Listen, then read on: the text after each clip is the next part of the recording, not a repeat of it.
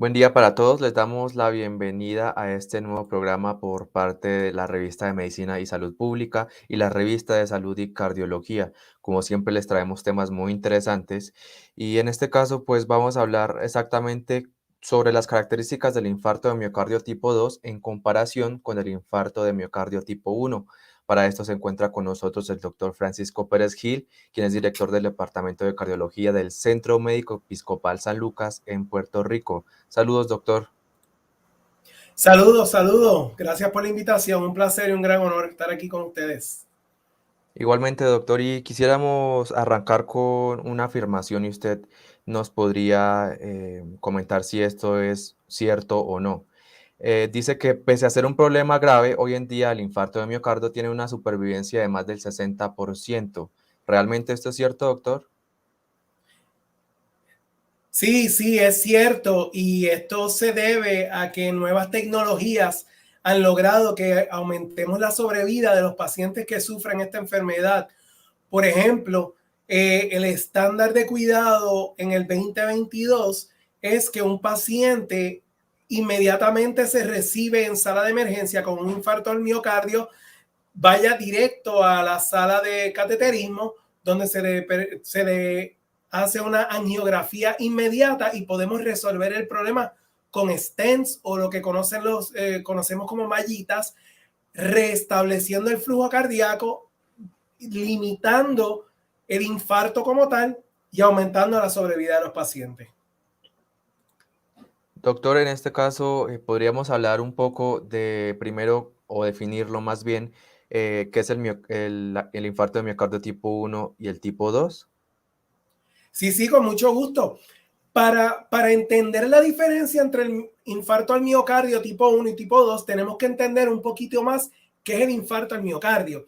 Y cuando hablamos de infarto al miocardio, miocardio es mío de músculo, cardio de cardiovascular, así que es el músculo cardiovascular.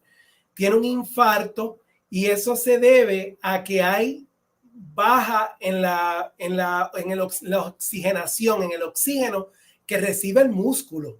Al bajar el oxígeno, hay un daño que inicialmente puede ser reversible, pero que a largo plazo causa muerte de ese músculo. Y eso es la definición de un infarto. Cuando le falta oxígeno al músculo cardíaco, hay muerte del músculo. Así que vamos a hablar un poquitito más de tratamiento más adelante, pero para diferenciar entonces, entendiendo que para que haya un infarto tiene que haber una baja en oxígeno, la diferencia entre el tipo 1 y el tipo 2 es la causa por la cual baja el oxígeno. El tipo 1 es un infarto donde agudamente se ocluye el flujo de sangre en una arteria en el corazón. Así que si ocluimos agudamente ese flujo de sangre, pues hay un infarto y una injuria, un daño a ese músculo. En el tipo 2 ya hay una enfermedad establecida. Cuando existe ya una enfermedad que el paciente tiene con anterioridad, el el flujo de sangre se va a obstruir no tanto agudamente, sino que se va a obstruir por baja en presión, por baja en la cantidad de sangre en la cantidad de oxígeno en la sangre, por anemia, por sangrado o por poco a poco un aumento en la necesidad de oxígeno, por ejemplo, un pulso más rápido con una obstrucción leve, puede ocurrir que hay nuevamente un desbalance entre la necesidad y la cantidad disponible y causa un infarto. Así que esa es la diferencia entre el tipo 1 y el tipo 2. Doctor, en este caso, muy importante lo que usted nos comenta para sintonizar a todas las personas que a esta hora nos están viendo. Y en este momento, pues, nos gustaría saber realmente si hay más tipos de infarto de miocardio. Pues el fenómeno de infarto al miocardio es un fenómeno que estamos viendo cada vez más y más. Y eso se debe a que nuestra población está envejeciendo. con las nuevas tecnologías, y cuando digo tecnologías no estoy hablando de electrónicos, estoy hablando de tecnologías en la medicina, tecnologías en medicamentos que tienen la capacidad de limitar la progresión. Así que lo que hemos visto a consecuencia de eso es que ha aumentado los infartos de tipo 2, que como mencionaba es el infarto de la enfermedad aterosclerótica que ya estaba ahí establecida. Así que no progresa tan rápidamente y las personas eventualmente tienen un infarto de tipo 2. Los infartos de tipo 1 son más de personas jóvenes. ¿Y por qué? Como estaba explicando, es una obstrucción aguda. Al ser una obstrucción aguda, es la persona que no tiene una enfermedad establecida. Esta persona va a tener una capa pequeña de aterosclerosis, que es nada más y nada menos que colesterol en la arteria. O tenemos colesterol en la arteria, esa capa de colesterol se afecta, se rompe.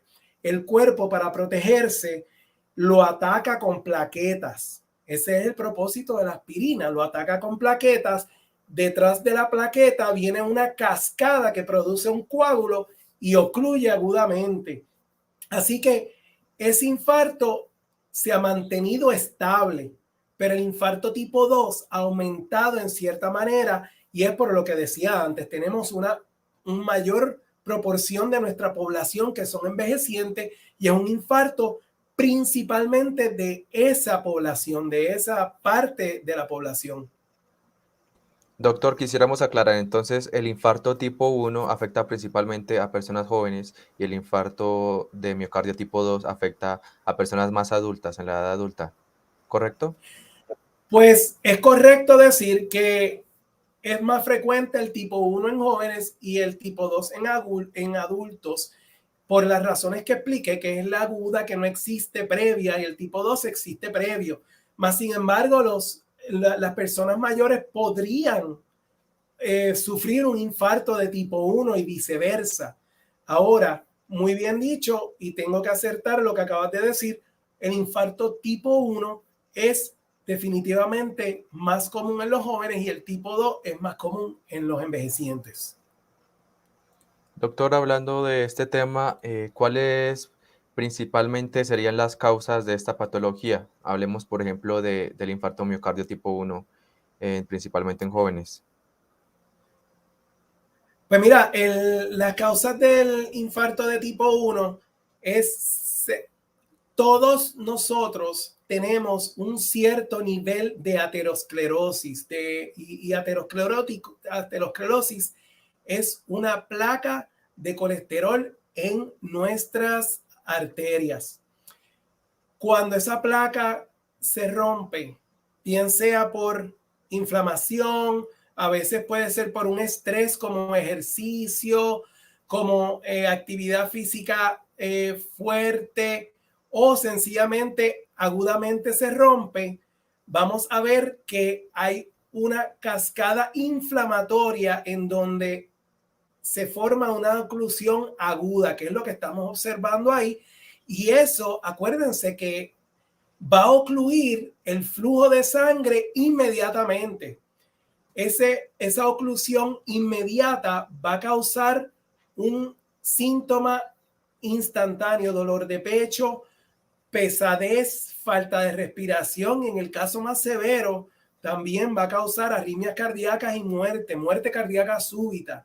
Así que muchos de nuestros pacientes con tipo 1 van a morir súbitamente y más frecuente que los que tienen infartos de tipo 2. Esa es la causa más común de tipo 1 como tal.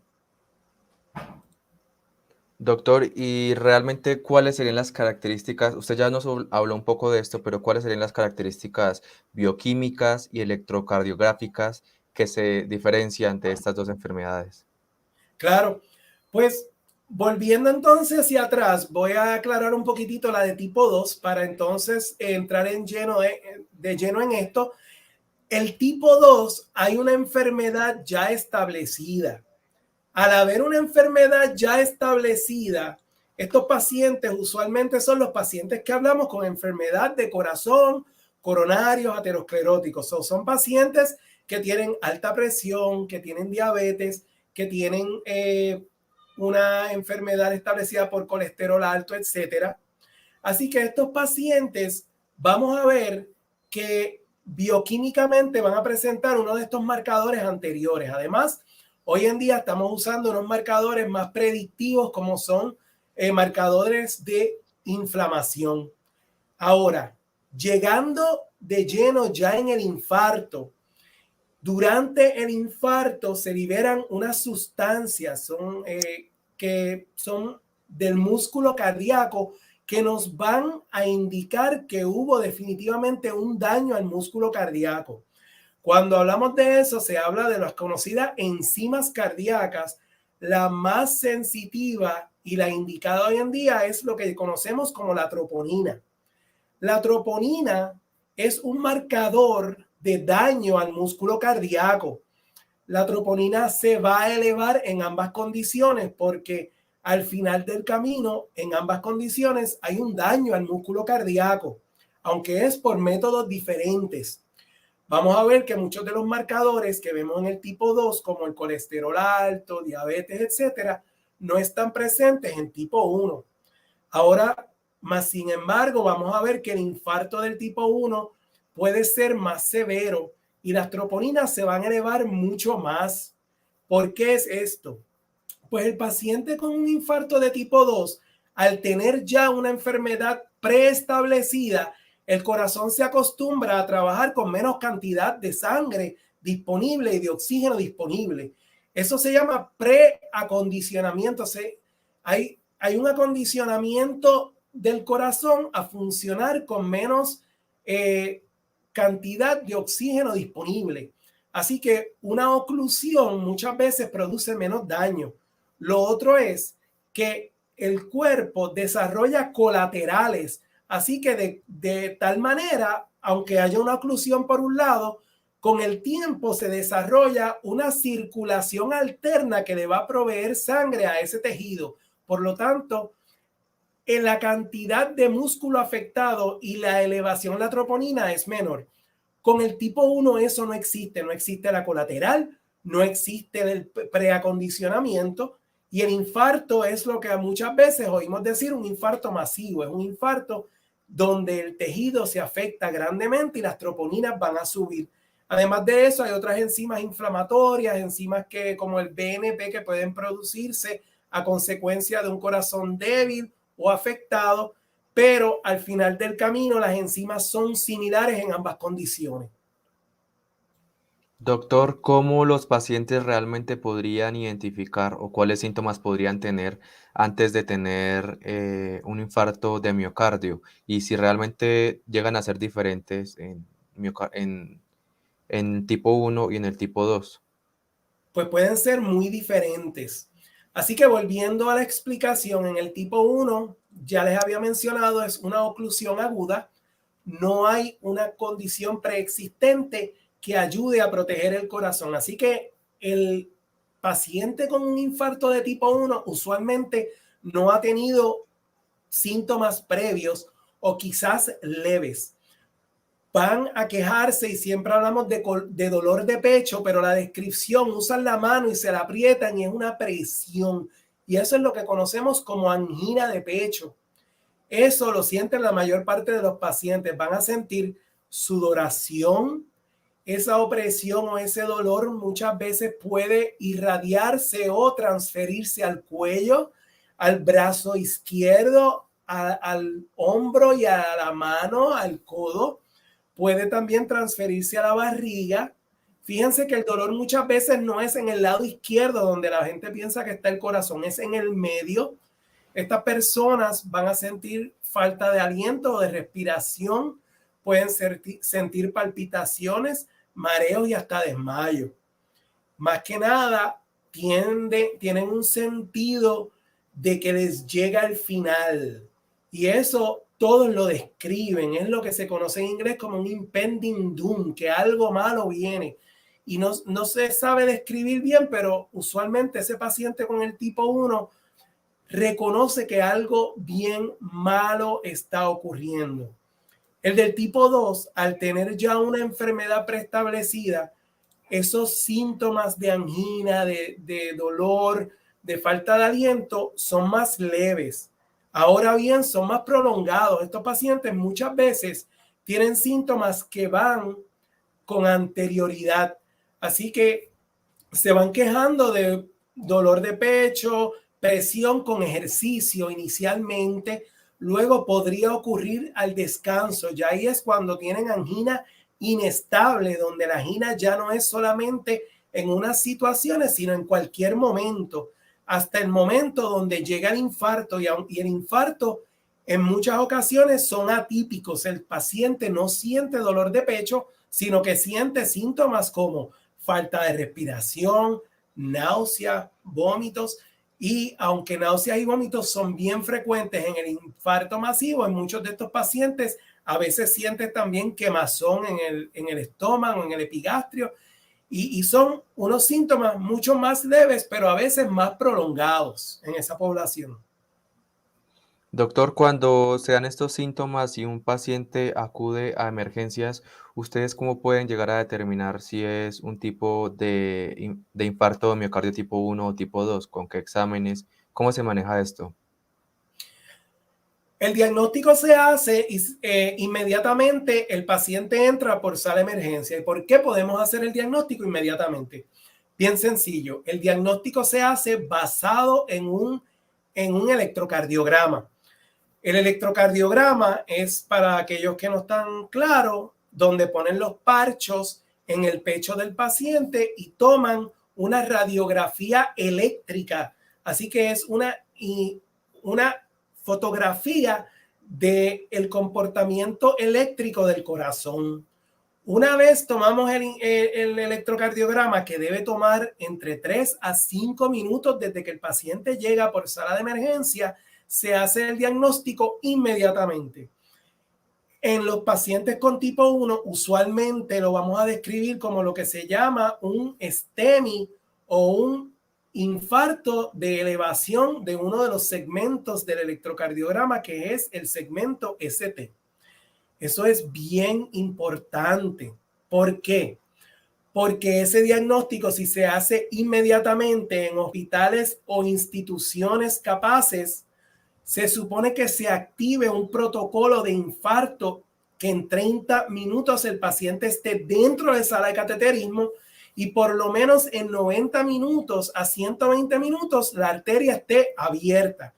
Así que ese es el tipo 1, donde hay una oclusión aguda, se define por un electrocardiograma y en 120 minutos se supone que la arteria esté abierta.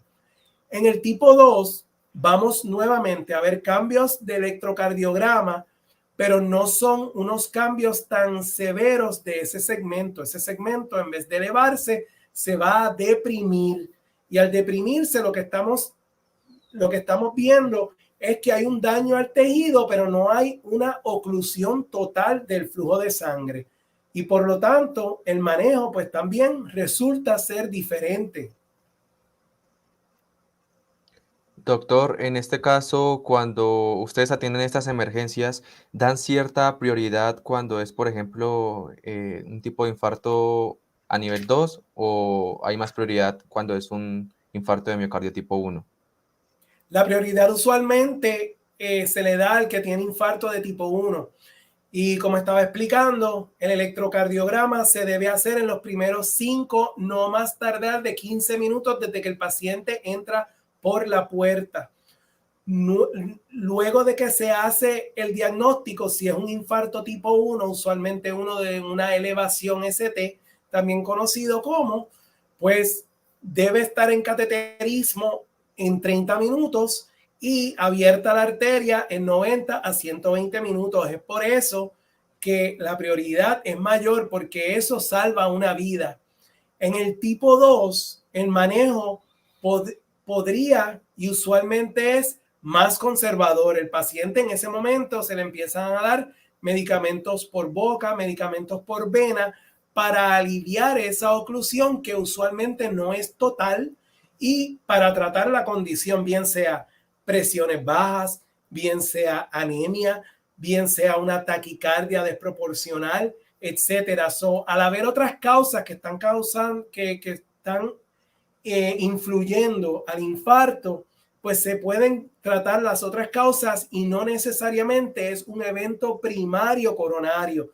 Y por lo tanto se le da menos énfasis a esa persona que a la persona con un infarto de elevación ST de tipo 1. Doctor, y después de que pasa esto, de que ustedes saben si es un tipo de infarto tipo uno y tipo 2, creo que usted ya lo mencionó por encima, pero realmente, ¿cuál es el tratamiento que deben seguir estos pacientes cuando son diagnosticados con estas patologías? Pues inmediatamente el tipo 1 se le van a dar unos medicamentos, esencialmente son antiplaquetarios. Acuérdense que el corazón, el cuerpo forma un coágulo, pero el coágulo no es plaqueta. Las plaquetas inicialmente vienen y forman como una base para que empiece una cascada de formar un coágulo. Así que cuando se rompe la placa, lo primero que ocurre es que vienen las plaquetas y se aglomeran para formar esa base que sirve de esqueleto para el coágulo. Así que a esos pacientes les vamos a dar un antiplaquetario por vena y por boca en sala de emergencias. Se le va a dar medicamentos para bajar la presión, para bajar la necesidad de oxígeno del corazón, usualmente nitroglicerina. Se le va a dar medicamentos para el dolor de pecho, medicamentos para bajar el pulso cardíaco, que eso ayuda, si bajo el pulso, bajo la necesidad del corazón de oxígeno, y lo vamos a dirigir hacia cateterismo. Además, se le dan anticoagulantes. Así que estamos atacando todas las causas de la oclusión encaminado al tratamiento definitivo, que es llevarlo a cateterismo y abrir la arteria ocluida inmediatamente. Algunos centros que no tienen laboratorio de cateterismo funcionando 24 horas, se les da entonces lo que se llaman unos trombolíticos. Y los trombolíticos, trombo es coágulo, lítico quiere decir romper. Así que son medicamentos que rompen el coágulo. Estos medicamentos, aunque no son tan efectivos como cateterismo, son mejores que hacer nada y son muy efectivos para liberar esa oclusión aguda que inicialmente es por un coágulo. Así que los trombolíticos sí sirven en esta condición. Para los tipo 2, que ya tienen enfermedad establecida, le damos los antiplaquetarios, le damos los anticoagulantes, le damos todos los demás medicamentos, pero a la misma vez hacemos un estudio de por qué el paciente tiene este infarto. Hay otra causa más allá del corazón. Así que se le van a hacer estudios y, por ejemplo, si es una baja presión porque tiene una infección, pues le damos antibióticos. Si es porque tiene anemia y tiene la hemoglobina bajita, pues le damos sangre. Si es porque tiene el pulso rápido, pues le vamos a bajar el pulso y vamos a buscar la causa. Si es porque tiene la tiroide alta, hipertiroidismo, etcétera.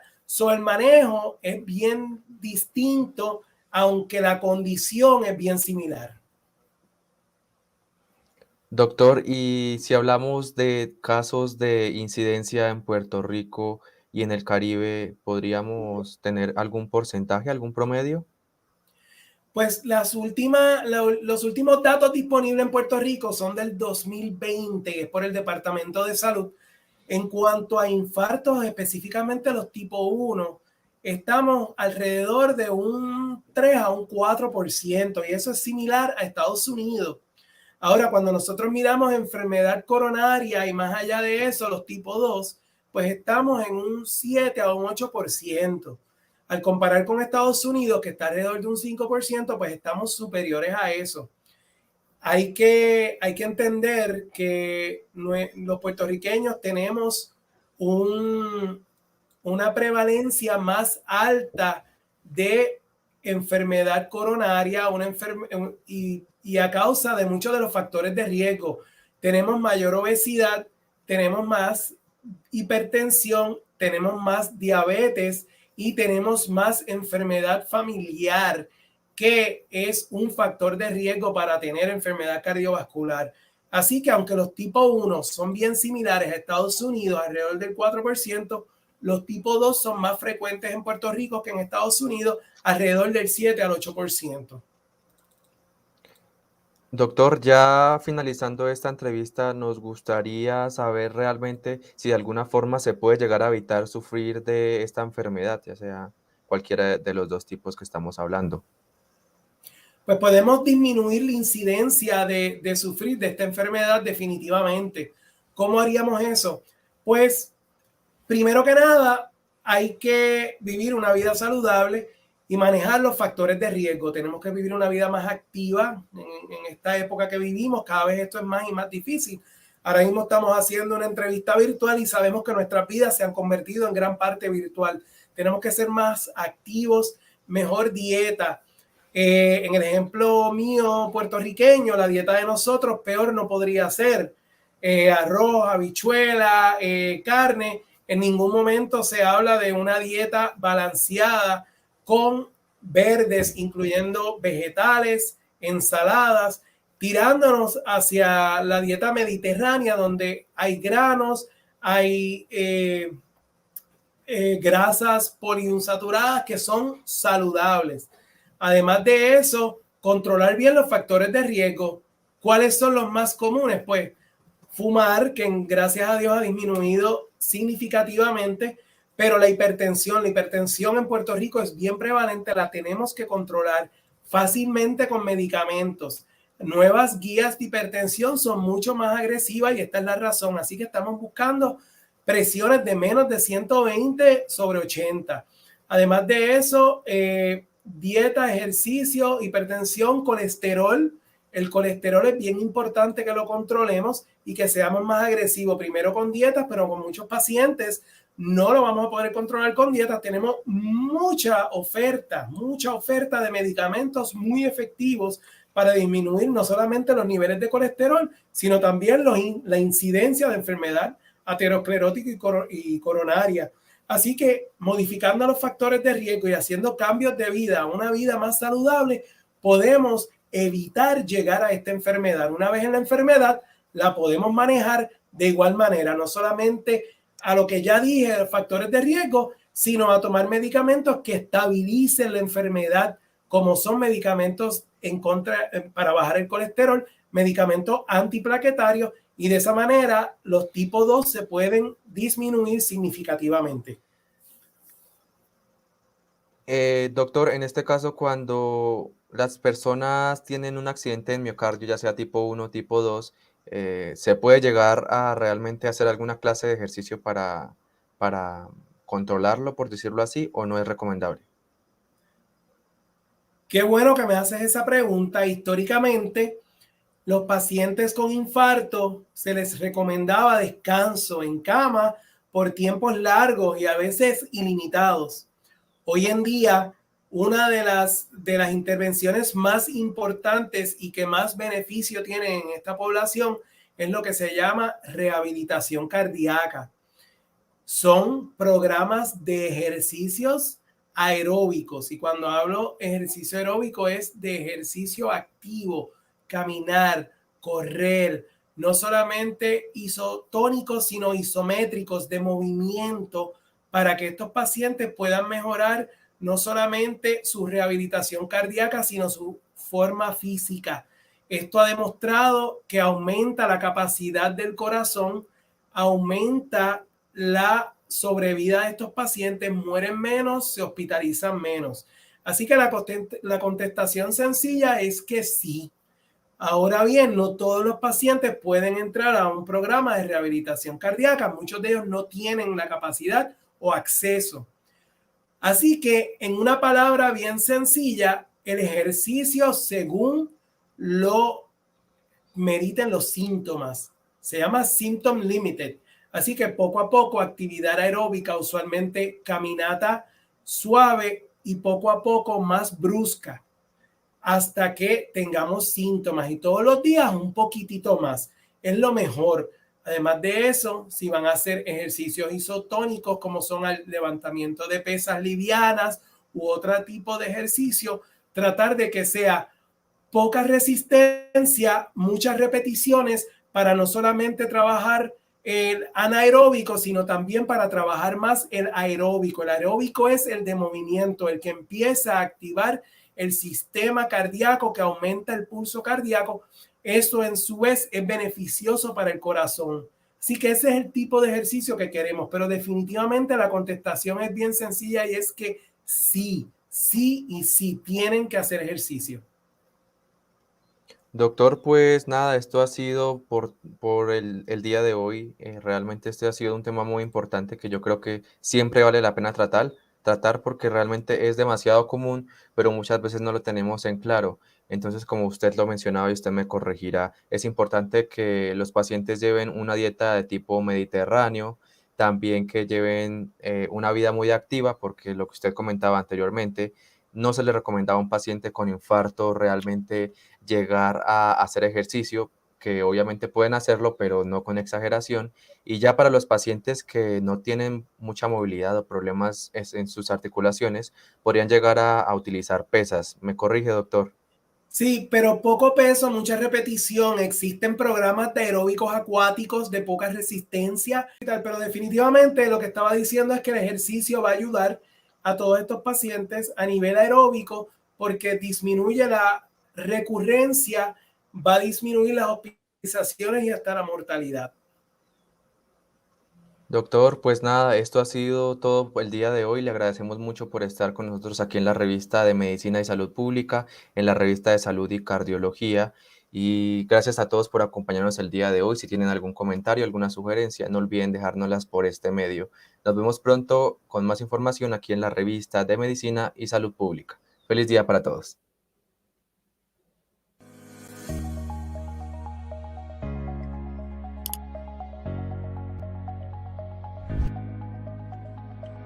Conéctate con lo más relevante para médicos, pacientes y profesionales de la salud en www.medicinaysaludpublica.com.